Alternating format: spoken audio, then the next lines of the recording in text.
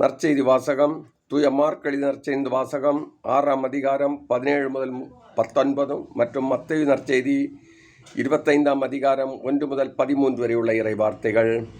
அக்காலத்தில் ஏரோது தன் சகோதரரான பிலிப்பின் மனைவி ஏரோதியாவை மனைவியாக்கி கொண்டிருந்தான். அவன் பொருட்டு ஆள் அனுப்பி யோவானை பிடித்து கட்டி சிறையில் அடைத்திருந்தான்.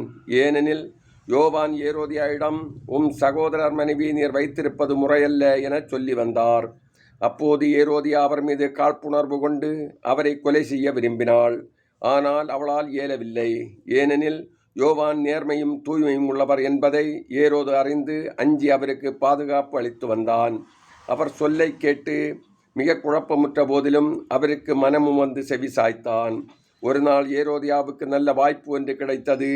ஏரோது தன் பிறந்த நாளில் அரசபையினருக்கும் ஆயிரத்தவர் தலைவர்களுக்கும் கலிலேயா மூத்த குடிமக்களுக்கும் ஒரு விருந்து படைத்தான்.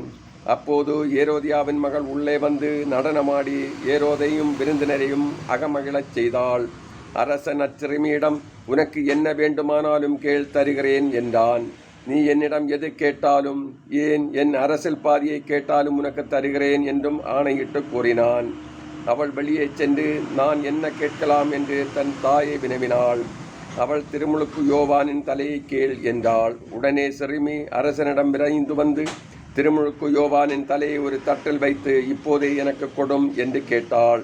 இதை கேட்ட அரசன் மிகவும் வருந்தினான். ஆனாலும் விருந்தினர் முன் தான் ஆணையிட்டதால் அவளுக்கு அதை மறக்க விருப்பமில்லை. உடனே அரசன் ஒரு காவலனை அனுப்பி யோவானுடைய தலையை கொண்டு வருமாறு பணித்தான். அவன் சென்று சிறையில் அவருடைய தலையை வெட்டி அதை ஒரு தட்டில் கொண்டு வந்து அச்சிறுமியிடம் கொடுக்க அவளும் அதை தன் தாயிடம் கொடுத்தாள். இதை கேள்வியுற்ற யோவானுடைய சீடர்கள் வந்து அவருடைய உடலை எடுத்து சென்று ஒரு கல்லறையில் வைத்தார்கள். இது கிறிஸ்து வழங்கும் நற்செய்தி. கிறிஸ்துவே உமக்கு புகழ்.